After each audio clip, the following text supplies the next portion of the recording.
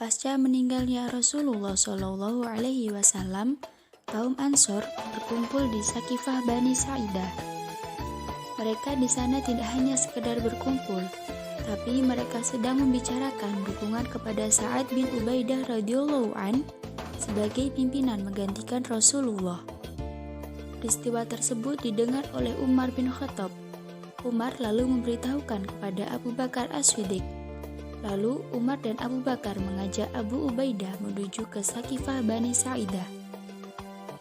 Sesampainya di sana, jumlah umat semakin banyak. Dan di depan umat itulah Abu Bakar berpidato agar umat memilih Umar atau Abu Ubaidah. Tapi keduanya menolak hal tersebut. Bahkan Umar dan Abu Ubaidah bersepakat untuk membaiat Abu Bakar.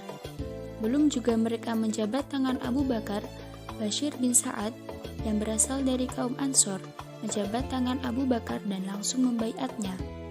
Dari sini, lalu Abu Bakar dibaiat, baik dari kalangan Ansor, Muhajirin, dan tokoh Islam lainnya. Akhirnya, Abu Bakar tidak sanggup lagi menolak amanah yang diberikan umat kepadanya.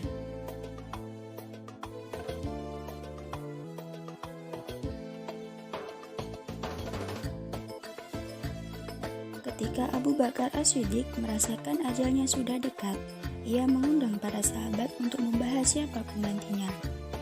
Abu Bakar juga menulis surat yang ditujukan kepada halayak yang menjelaskan atas apa pilihannya itu. Abu Bakar menjatuhkan pilihannya kepada Umar bin Khattab. Tapi kepada para sahabat, Abu Bakar berkata, "Saya menjatuhkan pilihan kepada Umar, tapi Umar bebas menentukan sikap." Rupanya Umar juga bersetuju dengan Abu Bakar. Lalu kepada Umar, Abu Bakar berpesan, "Sepeninggalanku nanti, aku mengangkatmu sebagai penggantiku," ucap Abu Bakar pada Umar bin Khattab. "Aku sama sekali tak memerlukan jabatan khalifah itu," Umar menolak. Tapi atas desakan Abu Bakar dan dengan argumentasi yang membawa misi ilahi, Umar luluh dan menerimanya.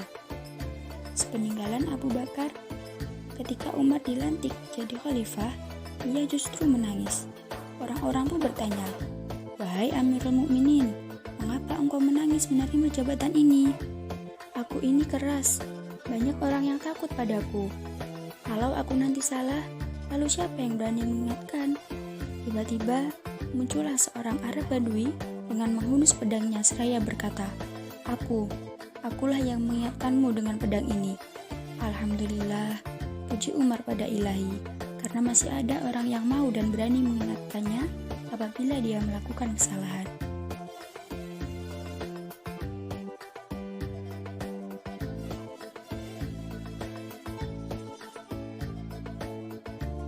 Sebagaimana dalam hadis yang diriwayatkan oleh Imam Muslim, Umar tidak mau menunjuk siapa penggantinya. Kepada para sahabat, dia berpesan, "Hendaklah kalian meminta pertimbangan pada sekelompok orang yang oleh Rasulullah Shallallahu Alaihi Wasallam pernah disebut sebagai calon penghuni surga. Mereka adalah Ali bin Abi Thalib, Utsman bin Affan, Abdurrahman bin Auf, Zubair bin Al-Awam, Sa'ad bin Abi Waqqas, dan Thalhah bin Sa'ad Ubaidillah. Hendaklah engkau memilih salah satu dari mereka untuk menjadi pemimpin. Dan bila sudah terpilih, maka dukunglah dan bantulah pemimpin itu dengan baik." Ketika Umar meninggal dunia, para sahabat berkumpul di rumah Aisyah radhiyallahu an, kecuali Thalhah yang sedang berada di luar kota. Mereka pun bermusyawarah, siapa sebaiknya yang patut menggantikan Umar. Di tengah pembicaraan, Abdurrahman angkat bicara, "Siapa di antara kalian yang mengundurkan diri dari pencalonan ini, maka ia berhak menentukan siapa pengganti Khalifah Umar."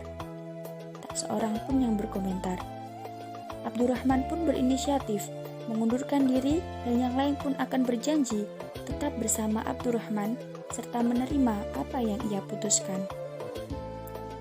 Meski sudah mendapat mandat dari para calon ahli surga, Abdurrahman tak mau terburu-buru untuk memutuskan siapa yang harus dipilih sebagai khalifah. Selama 3 hari 3 malam, Abdurrahman mendatangi berbagai komponen masyarakat untuk didengar aspirasinya. Pada hari ketiga, barulah Abdurrahman memutuskan Utsman sebagai pengganti Umar. Abdurrahman membaiat Utsman diikuti oleh para sahabat lainnya, termasuk mereka yang disebut-sebut oleh Rasulullah SAW sebagai ahli surga.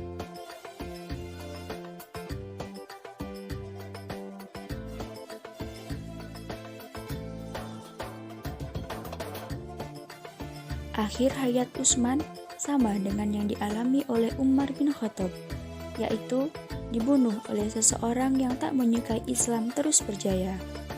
Sepeninggalan Utsman, Ali didatangi oleh kaum Ansor dan Muhajirin. Mereka bersepakat untuk membaiat Ali. Tapi Ali menolaknya, karena ia memang tak berambisi untuk menduduki jabatan duniawi. Namun, tak ada lagi tokoh yang pantas menggantikan posisi tersebut selain dia. Umat pun terus mendesak Ali. Akhirnya Ali luluh dan berucap, "Baiklah kalau begitu, kita lakukan di masjid saja." Dan Ali pun dibaiat di dalam masjid.